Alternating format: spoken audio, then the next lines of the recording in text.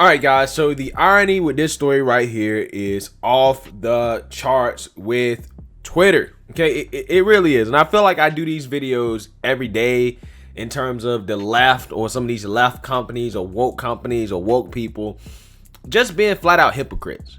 But Twitter is really taking it to a whole new level. Okay, and it just seems like they're tone deaf about just how hypocritical it is that they want to get mad when somebody gives them a taste of their own medicine. And what's happening here is that Nigeria has pissed off Twitter because Nigeria has suspended Twitter, right? So they've suspended the use of Twitter in the country. So let's read a little bit more about what's going on here. The Nigerian government announced Friday it had indefinitely suspended Twitter's operations in the West African country, but drew mockery for posting its statement about the ban on Twitter. Minister for Information and Culture, Alhaji Allah Muhammad, said that the country had suspended indefinitely the operations of the microblogging and social networking service Twitter in Nigeria. The statement posted on the ministry's official Twitter account cited the persistent use of the platform for activities that are capable of undermining Nigeria's corporate existence. The suspension came 2 days after the social media giant deleted a post from President Muhammadu Buhari that threatened to punish regional secessionists. So basically, the president got mad because Twitter censored him. Okay, Twitter censored him. He decided to censor Twitter back. Now, I actually did read the post that the president posted, and it definitely seemed like a threat. I'm not sure if they should necessarily be allowed on these platforms, and I think that that's probably where the whole free speech thing you kind of draw a line. So my beef is not necessarily with Twitter censoring the Nigerian president for making threats, but let's read a little bit more here. Despite Friday's announcement, the Associated Press reporters users could still access Twitter late Friday, and many said they would simply use VPNs to maintain access to the platform. Reuters reported that a ministerial aide said, "Wait and see how things will turn out," when asked how the suspension would be enforced. The wire service also reported that Twitter's website was inaccessible in Nigeria on some mobile carriers, while its app and website worked on others.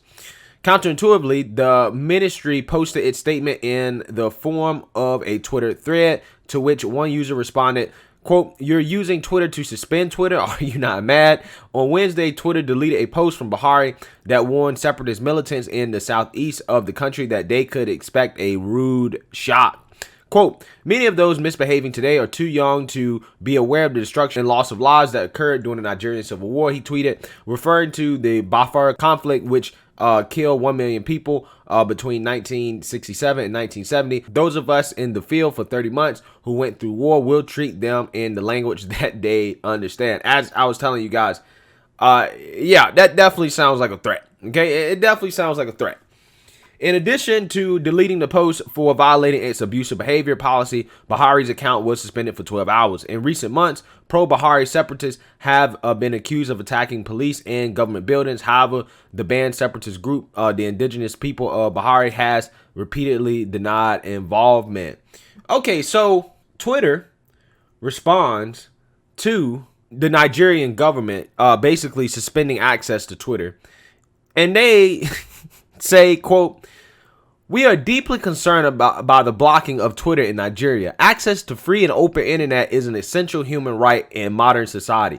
We will work to restore access for those in Nigeria who rely on Twitter to communicate and connect with the world. Keep it on." Wait. Twitter is admitting here that free and open internet is an essential human right in modern society. And what that means is that having access to Twitter is an essential right. That's what Twitter is saying. But when it came to President Trump, whom, by the way, never made threats at that level. Okay, you can have beef for what Trump said and the mean things that he tweeted and some of the stuff he said, but he ain't never made threats to that level. Okay, they basically banned him permanently, right? He's suspended indefinitely. They give the Nigerian president a little slap on the wrist, and then they want to boo-hoo and complain about Twitter being blocked in Nigeria when they, for whatever reason, won't even allow a U.S. president to be on the platform. But I thought Twitter said that it was a right to have access to their platform.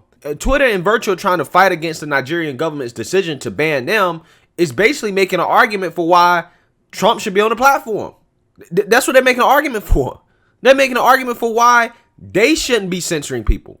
Because when they get censored, now all of a sudden it's an issue. They want to boo-hoo, whine, and complain. Oh, it's a right. It's a right. And again, this is for all those people that sit here and they want to make the, Twitter's a private company argument. They are. But when the government decides that, hey, you know what? We don't want to allow you in our country anymore. We don't want to do business with you. That's what the government's saying. We don't want to do business with you because the government has the right to do business with who they want to do business with. Now, Twitter wants to get mad and upset about it. They want to boo-hoo, whine, and complain. Talking about a free and open internet. When in reality is they don't believe in a free and open internet. What Twitter believes is that they are the arbiters of truth. They are the ones that should be allowed to determine who can speak freely and those who can't. That's what they really believe. And that's what I try to tell you guys. These social media companies, it's not about principles. Okay, because if it was about principle, that dude would have been suspended permanently. They would be like, all right, you off the platform permanently. And honestly, they just be like, okay, well, if y'all gonna just kick us out of the country, hey, it is what it is. And don't get it twisted here. I'm not defending the Nigerian president. I'm not defending anything that's going on over there because, this is a crazy situation that's going on over there. I'm not taking any sides in regards to what's going on in Nigeria. I'm just pointing out Twitter's hypocrisy when it comes to their so-called belief in a free and open internet when it comes to them and what they want. But it's not about principle. It's about power. Twitter is concerned about power. Jack Dorsey is power hungry. Okay? These guys think that they are bigger than the government. They think they are more powerful than the government. And this is why I keep trying to tell people, hey, listen, I'm all for small government. Don't get me wrong. I generally, in the ideal world, I want as little government in our lives as possible. But you either got a choice. You can let big tech run the country, or you can let the government run the country. Because if big tech becomes more powerful than the government, then there's only so much that the people can do. Okay, now big tech controls everything. At the very least with the government, there's some form of democracy there. I'm talking about the United States government in which, the people can have a say. The people don't have a say in what Twitter does. If Twitter decides they want to kick off a U.S. president or a politician, they can just do it. Doesn't matter what the people say. They control it. Now, unless, again, the people obviously can backlash by, leaving the platform or refusing to do business with Twitter. Obviously, they can vote in that way, but I'm just saying it's a much less democratic process, in my opinion. Twitter is making an argument that they're a public utility. They're making the Clarence Thomas argument. That's really what they're doing right now. They're telling the world we're a public utility. People have the right to be on our platform. They have the right to have access to Twitter. It's up to people that Twitter doesn't want to be on the platform because they deem those people dangerous. And like I said, Trump, again, you can be mad at him for some of the things he said. I understand, but he has never said anything like that. Okay? He ain't never said something like that. Like that he actually threatened people. Okay? And they wanted to give him a slap on the wrist. A slap on the wrist. They didn't suspend him permanently like they did with Trump. They gave him a slap on the wrist. And we've seen this before with Twitter and how they handle people, whether they're on the left or whether they are foreign leaders who say outlandish things, who say things that definitely, if Trump said, again, they would ban, they would tweet, they would censor, and they don't do anything about it. It's free game for them. But for whatever reason, Trump, in their mind, is public enemy number one, not just in the United States, but in the world, in the whole world. And the man ain't never said something like that. And this is why these power-hungry platforms are an issue. This is why they're an issue.